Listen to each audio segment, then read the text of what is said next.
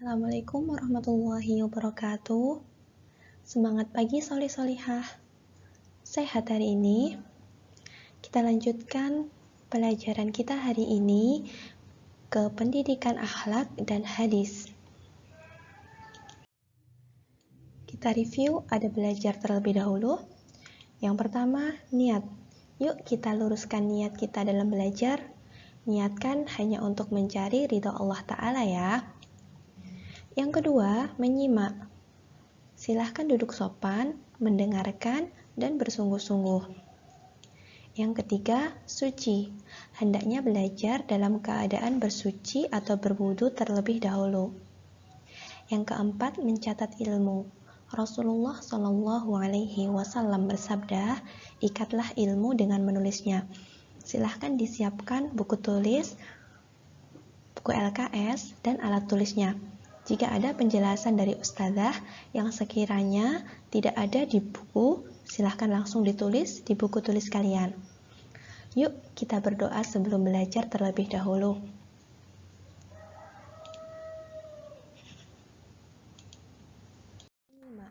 Doa sebelum belajar. Allahumma salli ala Muhammad wa ala ali Muhammad. Raditu billahi rabba wa bil islami dina wa bi Muhammadin sallallahu alaihi wasallam nabiyya. Rabbi zidni ilma warzuqni fahma waj'alni minas salihin. Allahumma hdini li ahsanil akhlaq la yahdi li ahsaniha illa anta wasrif anni sayyi'aha la yasrifu sayyi'aha illa anta. Allahumma inni as'aluka ilman nafi'an wa rizqan thayyiban wa amalan mutaqabbala. Amin ya rabbal alamin. Alhamdulillah, pertemuan kali ini kita masuk di hadis ketiga. Sebelumnya kita review hadis yang telah kita pelajari sebelumnya. Hadis pertama kita belajar tentang apa? Ya, hadis pertama kita belajar tentang niat. Hadis kedua belajar tentang apa? Ya, hadis kedua belajar tentang rukun Islam. Dan untuk pertemuan kali ini kita lanjutkan ke hadis ketiga.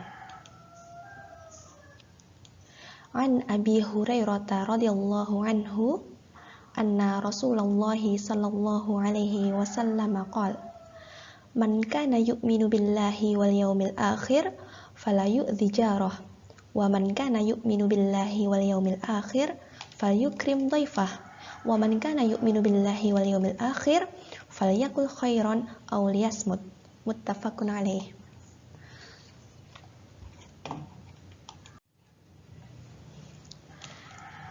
Jadi, kali ini kita akan membahas hadis ketiga ini yang berkaitan dengan adab-adab Islam. Sudahkah kalian mengetahui apa arti hadis ketiga ini?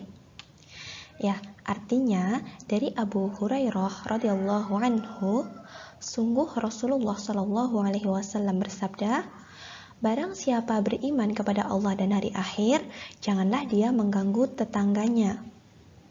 Barang siapa beriman kepada Allah dan hari akhir, hendaklah dia memuliakan tamunya. Barang siapa beriman kepada Allah dan hari akhir, hendaklah dia bertutur kata yang baik atau diam. Muttafaqun alaih. Ada 3 poin penting dari adab-adab Islam yang ada di hadis ketiga ini. Yang pertama, menghormati tetangga. Di antara kebaikan Islam dan keindahannya adalah kita diperintahkan untuk berbuat baik kepada tetangga kita. Siapakah tetangga itu? Ya, tetangga adalah orang-orang yang tinggal di sekitar kita. Barangkali yang satu RT dengan kita, atau kali desanya kecil, mungkin yang satu desa itu merupakan tetangga kita. Tidak ada batasan yang tegas dalam hal ini. Bagaimana cara berbuat baik kepada tetangga? Yang pertama, memastikan bahwasanya tetangga kita aman dari gangguan kita. Jangan sampai kita mengganggu tetangga kita ya solih-solihah, misal dengan suara-suara yang mengganggu, seperti menyetel TV atau pengeras suara dengan sekeras-kerasnya. Tidak peduli dengan tetangga. Tetangga kita punya anak kecil, mereka butuh istirahat, tapi sebagian kita cuek. Bahkan kalau ditegur marah-marah. Ini sungguh tidak mencerminkan pribadi seorang mukmin. Seorang mukmin harus memastikan bahwasanya tetangganya aman dari gangguan dia. Seorang mukmin yang baik itu peduli dengan tetangga. Jadi, dia tidak hanya soleh secara pribadi saja, tapi dia juga punya kesolehan sosial. Dia berjalan mengunjungi tetangganya, melihat kondisi tetangganya. Kalau ada yang kurang, sementara dia mampu, dia bantu tenaganya. Jangan sampai ada di antara kita enak-enak makan, tapi tetangga kita ada yang kelaparan. Ini sungguh tidak mencerminkan pribadi yang muslim. Tidak mencerminkan sebuah perumahan yang islami. Tidak mencerminkan sebuah kompleks yang islami. Saling cuek, tidak ada kepedulian, tidak mau bertanya, di mana Fulan? Kok tidak kelihatan sholat berjamaah? Si Fulan bagaimana kebutuhannya? Jangan sampai ada orang-orang yang kelaparan, sementara kita kekenyangan, tidak ada masalah. Yang kedua, membantu mereka jika mereka membutuhkan.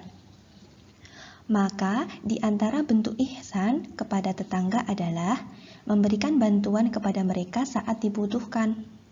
Dan bantuan itu tidak harus berupa harta, bisa berupa tenaga. Kalau memang kita tidak punya harta, kita punya tenaga, bisa dengan tenaga kita. Membantu mereka memperbaiki rumah, membantu mereka dalam hajat yang sedang mereka selenggarakan, kalau ada yang punya hajat yang mubah. Bisa juga dengan ide atau kata-kata yang baik.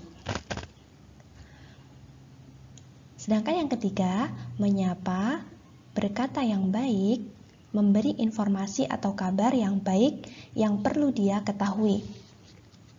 Semua orang itu suka untuk disapa, diberikan kata-kata yang baik, dan kita memberikan kabar gembira kepada mereka saat ada kabar gembira yang perlu disampaikan. Itu semua termasuk bentuk membantu dan menghormati tetangga kita. Adab Islam kedua yang ada di hadis ini adalah memuliakan tamu. Siapa tamu itu? Tamu, dia adalah orang yang singgah kepadamu, sementara engkau berada di negerimu. Sedangkan ia sedang berada dalam perjalanan dan bepergian. Ia seorang yang asing atau bukan penduduk setempat, lagi membutuhkan. Bagaimana cara memuliakan tamu?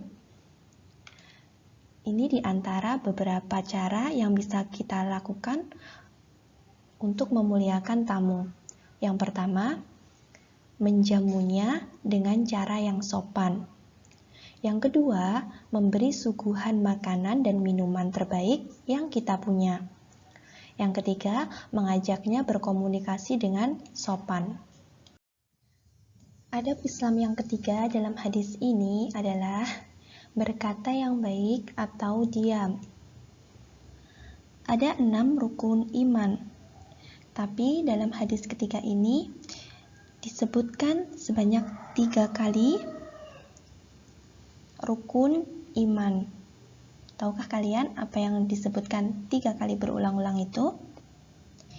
Ya, dia adalah iman kepada Allah dan iman kepada hari akhir.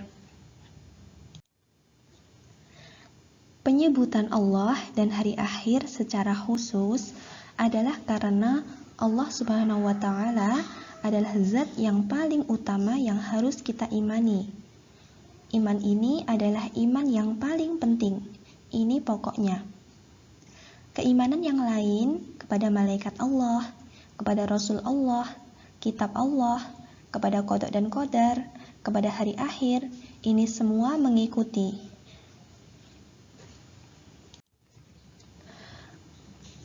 Maka disebutkan berulang-ulang, barang siapa beriman kepada Allah dan hari akhir.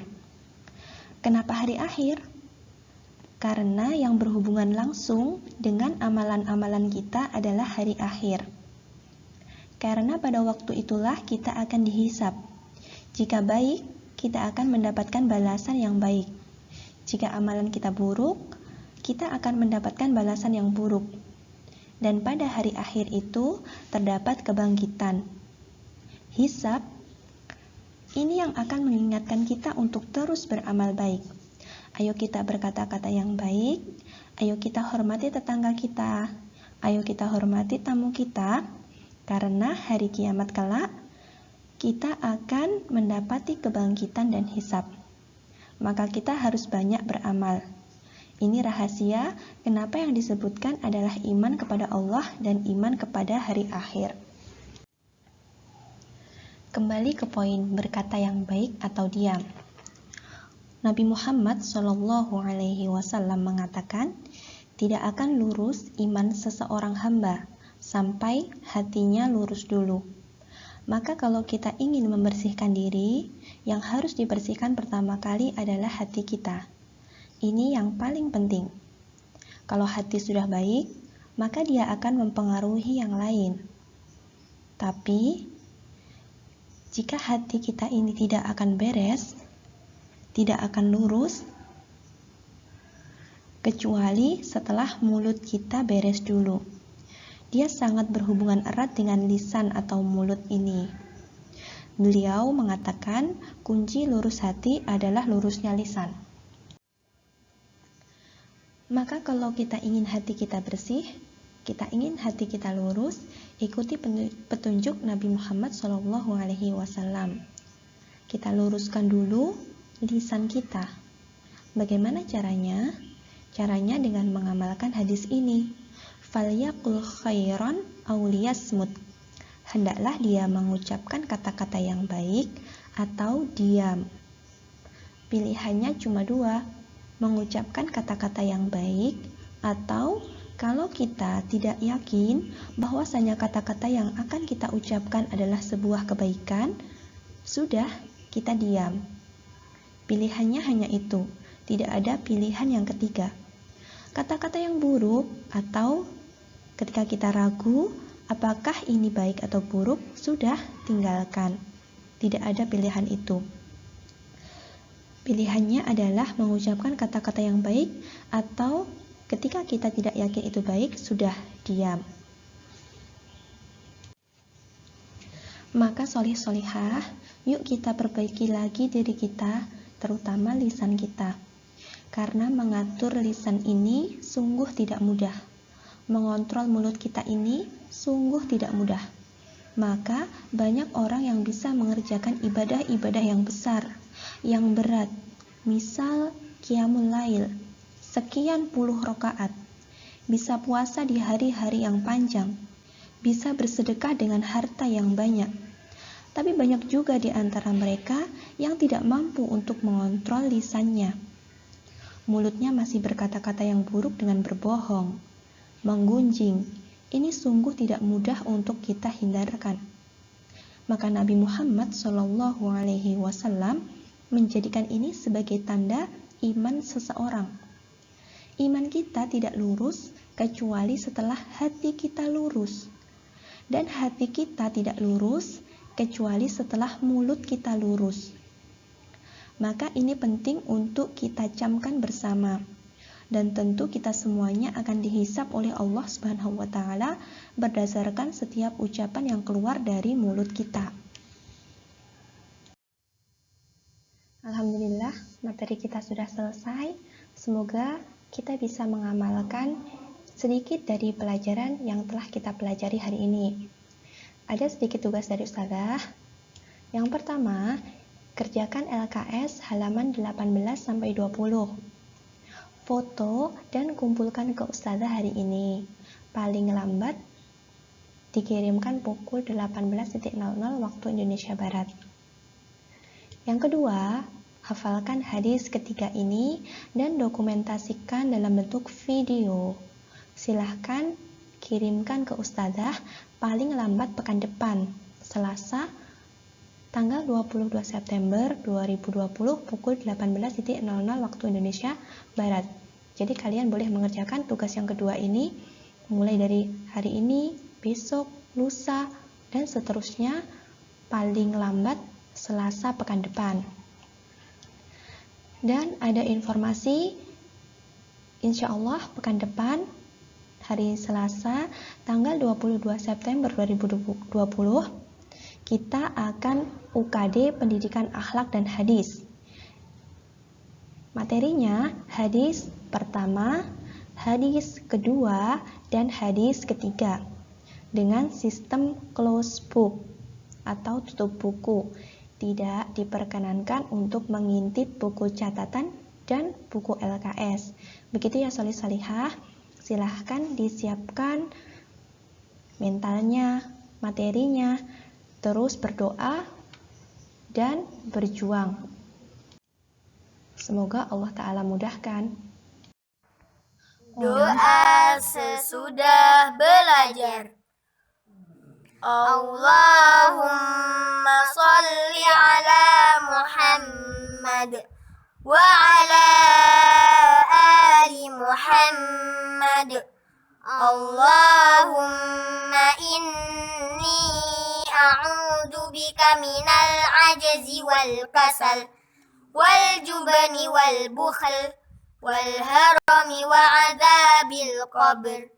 Allahumma ati nafsi taqwaha wa zakkiha anta khairu man zakkaha anta waliyuha wa maulaha.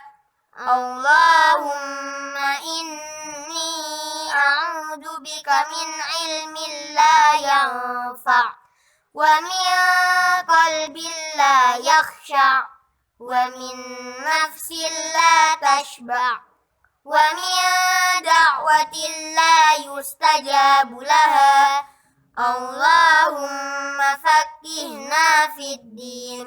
Subhanaka Allahumma wa bihamdika asyhadu an la ilaha illa anta astaghfiruka wa atubu ilaik. Jangan lupa selalu murojaah dan tilawah, membantu orang tua, dan mengerjakan tugas dari Ustadz-Ustadzah. Jazakumullahu khairan. Wassalamualaikum warahmatullahi wabarakatuh.